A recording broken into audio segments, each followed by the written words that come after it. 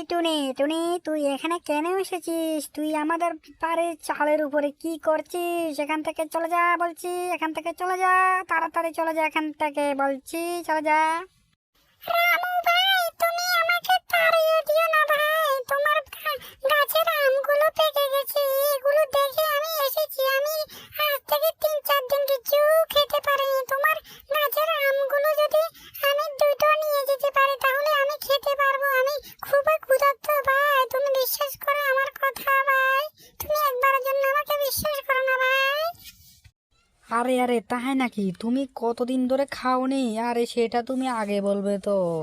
আমি গরিব হতে পারি, কিন্তু এতটাই আমার মন ছোট নয় যে তোমাকে আমি আমগুলো দেব না।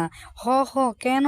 তুমি তো উয়াস, যেহেতু তুমি 3-4 দিন ধরে কিছু খাওনি, তুমি আমার এখান থেকে দুটো আম নিয়ে যাও, নিয়ে যেয়ে খেয়ে ফেলতে পারো, কোনো সমস্যা নাই টুনি। তুমি খাও খাও খাও, আমি তো মনে করেছি অন্য কিছু না কোনো। আরে তোমার কি হয়েছে টুনি? আবার পড়ে গেলা কেন?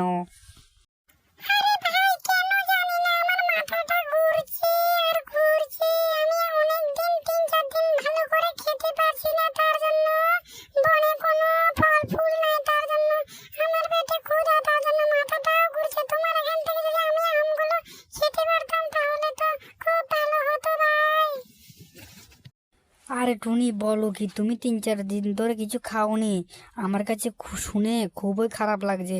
ঠিক আছে ঠিক আছে টুনি, তাহলে তুমি আমার এখান থেকে তুমি আমগুলো পেড়ে তুমি তুমি বাড়িতে নিয়ে যাও, তুমি কিছু খেয়ে যাও। আর কালকে কালকে তুমি আমাদের বাড়িতে চলে আসো, চলে আসলে তুমি যতগুলো আম মন চায় ততগুলো আম খাও। তুমি রোজ আমাদের বাড়িতে এসে এসে তুমি আমগুলো খেয়ে গিয়ে যাইও, কেমন? তাহলে তো খুব ভালো হয়।